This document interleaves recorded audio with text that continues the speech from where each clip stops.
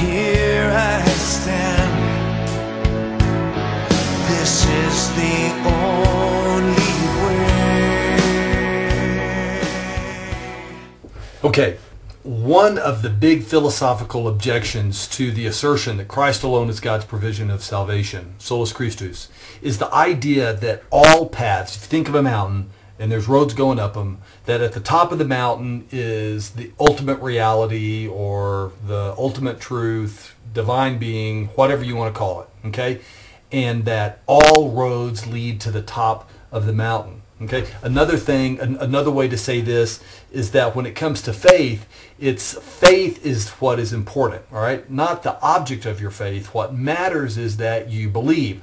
This was summed up in the closing scene of the Christmas movie that came out several years ago, The Polar Express, where Tom Hanks' character said to the little boy, "Remember, it doesn't matter what train you get on, it just matters that you get on a train." Now, again, just looking at this from a philosophical standpoint, this is a point of view that is very appealing to our modern / postmodern Western mindset. Okay, but it has some problems with it. Another way it was summed up, I was just reading an article that pointed out that one of the great voices really of the mindset of our culture today is Oprah Winfrey, okay? And not saying anything bad about Oprah. She's very forthright in what she believes and the philosophy that she espouses.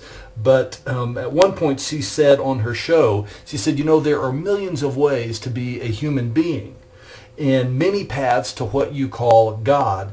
There couldn't possibly be just one way, okay?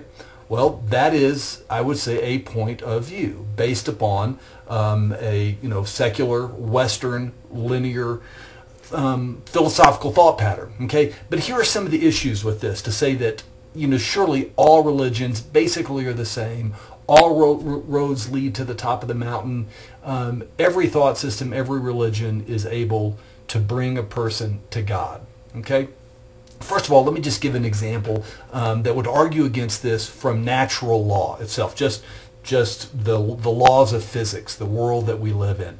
I'll give you a few examples. Let's say that you have a big river, a chasm, roaring river underneath it, and there's 3 bridges that have been built across this chasm. The first one is built out of steel. On either side, it's set into the embankments in concrete, steel plate bridge. Okay. Then you have a wooden bridge. It's strong as well, but it's made out of wood. And then the third bridge is made out of, let's say it's made out of straw. All right? And then you have people in front of all 3 bridges. The only thing that matters is that each of those people believe that that bridge will sustain them as they cross to the other side of the river? Or does the material out of which the bridges are built, does that matter? Is it only belief that matters, or is it the object of the belief that matters? I would argue that just the laws of nature around us would argue that belief itself is not what is the most important. The object of the belief, the steel bridge, if you're driving a truck, that steel bridge is probably going to be the only one, definitely not the straw bridge, that is going to safely carry you to the other side of the river. Another example, let's say you're on the top floor of a burning building, and this is an example that's used quite a lot, and there are 3 potential exits.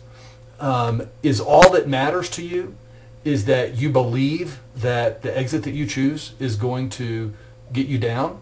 If you're in that building and you believe, all right, that you are in a burning building and you need to get out of it, is all that's going to matter to you is that you just take a door? Or are you going to want to know which door will take you safely out of the building? I would argue that you would say, no, it's not okay to me just to say, well, all doors are fine. No, you want to know which door is going to safely take you out of the building. Again, this is just basic rational linear thought. Again, to use that phrase. Another example, and I've heard this used by a teacher. Let's say you're in the airport and you are heading to your gate and you're about to walk up to the big panel of signs, where it has all the cities and the destinations and the arrival times, departure times, And so you can find your flight to take you to your destination at the time that you were supposed to go. And right as you're walking up to it, all of that disappears. And a sign appears that says, you know what, just go pick any gate. It doesn't matter what gate you're going to go get on, because all the planes are going to the same place.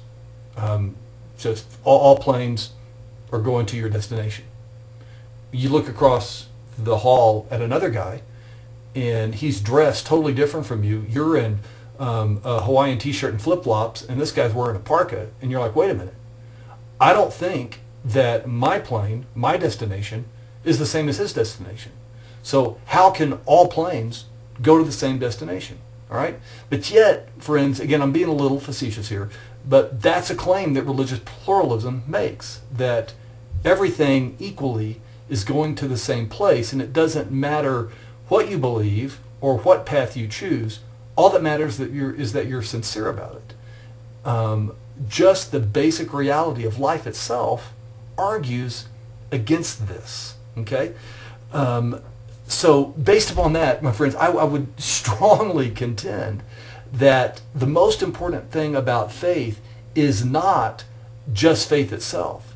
The most important thing about faith is the object of our faith, what we believe in.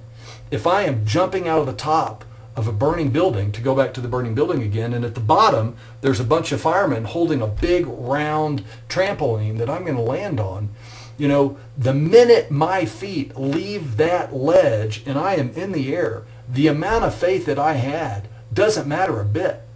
The only thing that counts is the worthiness of that trampoline that I'm about to hit at a high rate of speed. The amount of my faith isn't the most important thing. What's important is what my faith is in. Okay, so that's an argument I would make. Another thing on this whole idea of that, you know, surely all world religions are basically the same, and they're all going to go to the same, take us to the same place. All right, guys, this just, and again, I say this respectfully, but that point of view rather naively sets aside the reality that most major world religions contain many irreconcilable differences, and they can't all be right. To say that something is true by its very nature says that something else is not true. In nature, in reality, there is no such thing as two differing and yet correct truths. It just doesn't happen. And another step is you may, as a Christian, we may say, well, you know, or as a more pluralistic viewpoint, you know, I might say, well, you know, Christianity is good for me, but, you know, Orthodox Judaism is good for that person, and Islam is good for that person, but they're all going to the same place. I'll tell you right now, the Orthodox Jew and the Muslim are going to throw their hands up and say, wait a minute, that's not what we believe. Right? The point is that, again, most major world religious systems believe that they contain God's revealed exclusive truth. Christianity is not alone in that. So the issue then becomes not an effort to make everything equal, but a desire to learn which one is the truth. Which one is the truth? My friends, all religions are not basically the same. They're not. And to believe that, again, is to allow ourselves to grab a hold of something that is evidenced more of our desire to believe a certain way rather than to honestly be seeking truth. If there is a truth, do I want to know what it is? And if the answer to that question is yes, then there are many weaknesses in the philosophy of pluralistic faith. Nervous? Yes. First time? No, I've been nervous lots of times.